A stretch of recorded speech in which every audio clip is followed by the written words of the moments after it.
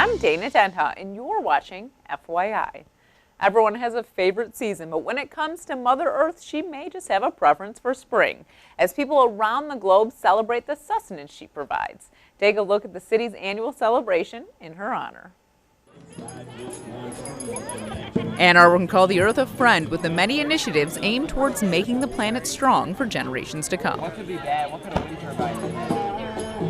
We're here at the Ann Arbor Earth Day Festival. It's a festival to raise awareness and celebrate Earth Day, all about taking care of our environment and protecting our Earth. And I think we're about to see a parade.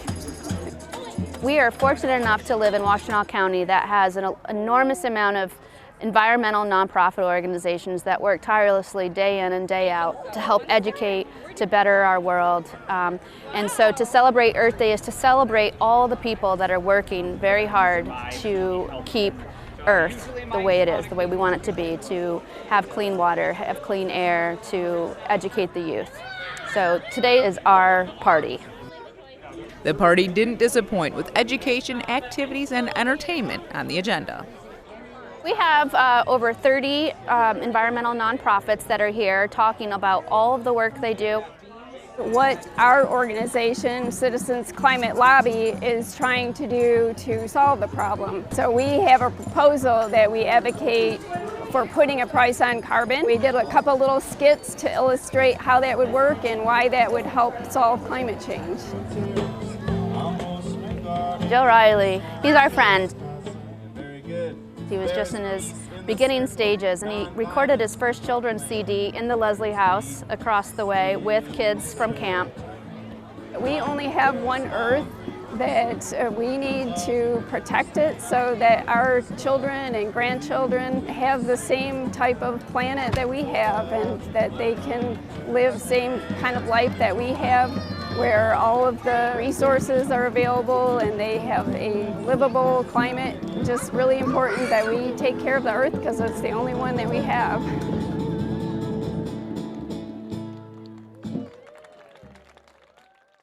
Stay tuned, and we'll be back shortly with more news and information.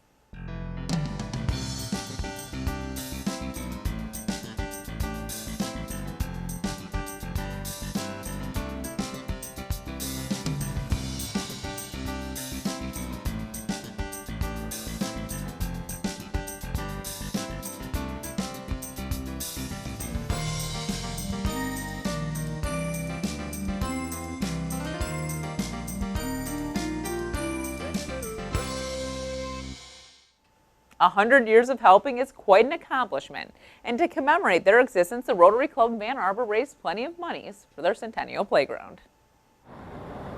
Inclusivity is the goal when it comes to the Rotary Club's all-access playground at Gallup Park.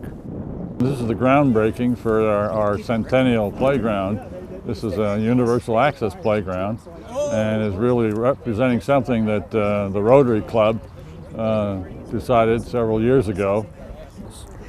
Well, the idea was that we would have a project or a program in Ann Arbor that would commemorate our centennial for many years to come, and that it would leave a mark on our community. We have raised over $1 million to make it state-of-the-art for kids with all abilities that can play and enjoy. We're looking forward to having access be a central piece of the puzzle for what is making our community a whole. This idea of a universal access playground came to being, and 6 years later, this dream is now reality. We don't want anybody sitting on the sideline. This is going to be a playground where kids of all abilities can have a good time and play and enjoy and feel part of the community. The grand opening of the Centennial Playground is planned for September of this year. For updates, visit RotaryClubofAnnArbor.org. The Natural Area Preservation, or NAP, aims to control invasive species in areas throughout Ann Arbor. Learn more about their controlled burns in this month's City Roundup in 60.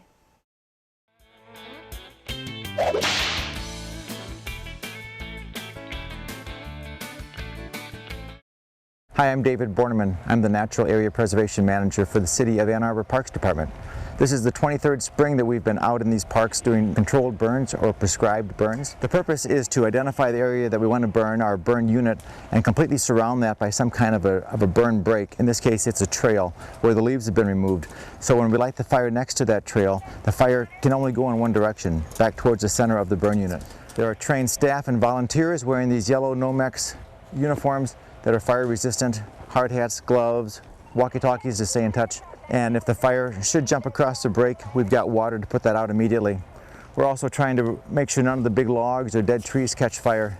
You may hear the sound of the leaf blowers in the background blowing leaves away from those fire-sensitive areas. If anyone's interested in getting involved in this program or other volunteer efforts with natural area preservation, or just to learn more about our prescribed burn program, you're welcome to check out our website at a2gov.org/napburn, N-A-P-B-U-R-N.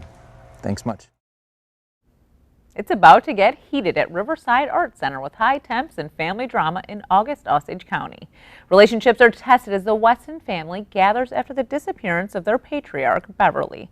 Joining me is Director of PTD's production of August, Osage County, Liz Greaves-Hoxsie. Welcome back to the show, Liz. Hi. Yeah. We've had you on in different facets, actor, director. Right, right. So this time you're in the director's chair. I am And the hot seat. Yeah, exactly. What I'd first like to know is a little bit more about the show. It's a family drama that goes along for like several generations, and it is almost on a mythological level. The traumas are so terrible. I mean, this family is really tested. Yeah. And it's about a mother and father, and the mother is a drug addict majorly. And she, Violet, the mother, grew up in a very abusive childhood type situation. And it's really in many ways about the circle of abuse.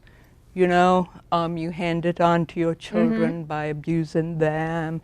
And I think, but there's also like a hopeful thing because the circle eventually ends. And I think you could see the circle ending in this play. There are 3 generations in it, and I think there's hope for the 3rd generation. Hopefully. Yes. So what attracted you to the script that made you want to take, I mean, it's not an easy undertaking. No! Well, I saw it when Red Bud Productions did it several years ago, and I just thought it was such a wonderful play, mesmerizing. And so it had been several years now. I thought, well, perhaps, you know, it's time to bring it back. Yes, yeah. Yes. And it is beautifully written. It's written by an actor, Tracy Letts, and each of the roles are wonderfully developed. You know, they're 3-dimensional people, and they're 13 people, so that's a huge cast. It's a big cast, yeah. Yeah, and they're all, you know, there are no bad roles in it.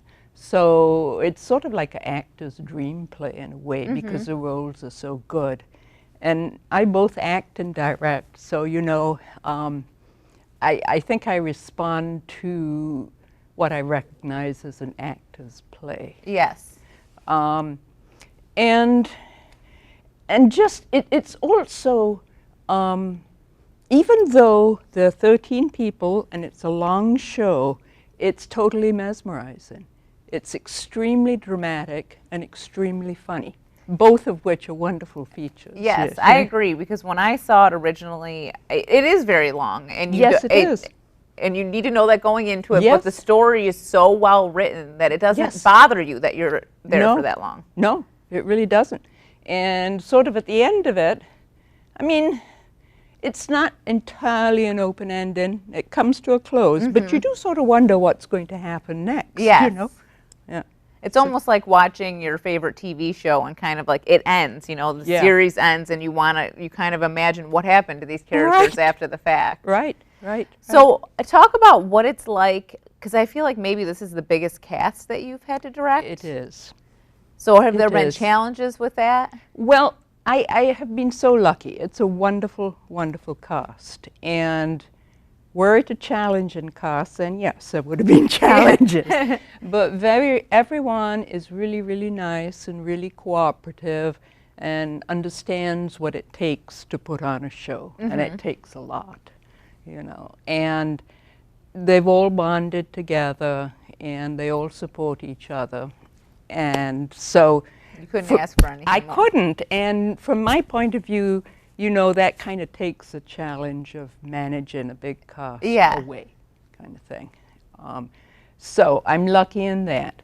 I'm also lucky that I have really a superb production crew, because that's a heavy piece of this too. So between the two, I think I've been really lucky. That's not to say that it's easy. No, I don't think anyone thinks it's, I mean, and they should come see the show to see how much work that everyone, you're putting in a ton of work, but everyone's probably putting in a lot of work. Yeah. Because we were even talking about before the show, the set for this play is pretty large. It's large. It's a 3-story house. It's like a 3-story house that you've cut down the middle so you see inside the rooms. Yes. And there are parts of the play where the people in different parts of the house, and I'm really pleased with the effect of that. It looks like a house. Oh, so you're like getting kind of like, oh, these people are in this room, they're Right. kind of chatting, and then you can actually hear people over here in this room. Fighting. Yeah. Well, yeah, there is a lot of yelling in this play, as I recall. There is. And so when is this going on? It will start on May 11th. That's next Thursday. And it's going to run through May 20th, the following Saturday. Most of the shows are evening shows starting at 8 o'clock. There are 2 matinees, one on Sunday, one on Wednesday, and they start at 2. And it's at the Riverside Arts Center in downtown Ypsilanti. And you can reserve tickets in advance? You can. You can call the box office. If you go to the website, ptdproductions.com, you see the number, and reserve tickets. It's probably good to know that these are not numbered tickets. These are general admission. So even though you reserve you still should get tickets, there early if you want a certain seat. Yes. Yeah. Yes. The Riverside Arts Center is pretty decent, though, about being able to see. Oh, yes. You know, I've seen quite a few shows there, and I don't think I've ever struggled to see what was going on. And with such a big set, I'm sure that helps, too, with the visual aspect of your shooting. Yeah. There are some times that the action is going on in all of one section, you know, one section, but still, and sometimes it's going on the first floor, you know, and sometimes in the attic, and it's fun. It's a fun show. All right, well, we're just about out of time, but why don't you just tell people why they should come check out the show starting on May 11th? Okay, well, it is a very funny show, okay? And so there's that. It is also a deeply felt show. There's a lot of really deep emotion in it, you know? Yes. And I think the combination of those two are really, really wonderful. You get to think about what happened to these people, and you also get to laugh with these people at what is happening to them, you know. And so it's enjoyable, and it will make you think and feel. Yeah, well, thank you so much, Liz, for coming on you. the show, and break a leg to you and the cast and crew. Thank you. Visit a2gov.org/watchctn for more on this and other programs. Thanks for watching, and tune in next time to FYI.